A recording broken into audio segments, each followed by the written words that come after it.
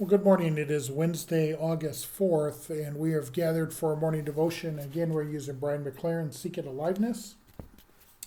And today's title is A Giant Step Forward. The ancient world was filled with huge structures of towers and pyramids and temples and the like. They were built with slave labor.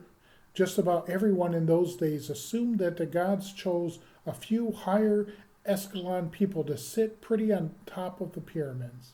The masses were destined to be slaves at the bottom, sweating to make bricks or haul stones or irrigate fields so that the elite could have a nice day.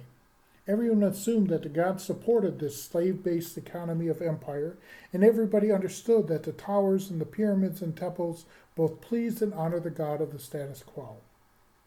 But in the Tower of Babel story, the storyteller realizes that the living God must be better than that.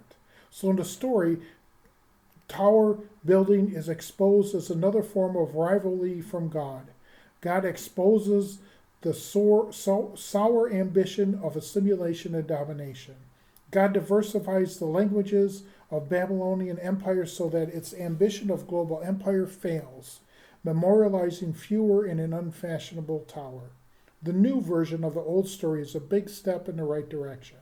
Later, when we come to the story of Pentecost and the Acts of the Apostles, we see another giant step forward, revealing God even more beautiful and fully. And so a giant step forward.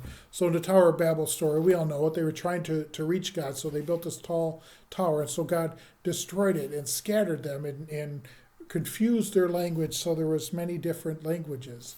But the crux of what he is getting here is the economics of this.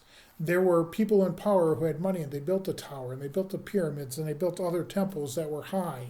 And so the point was that they are the ones that sought God's favor, and everybody else were the slaves that built the towers. And so he's beginning this little passage about economic equality, that God cares about those who are less fortunate. God cares about the slaves, even though the people in that time just accepted that's the way it was.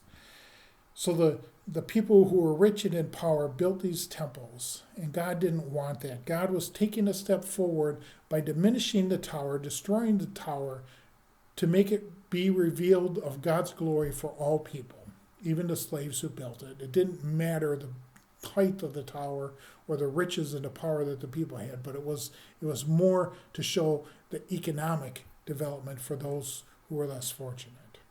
Amen.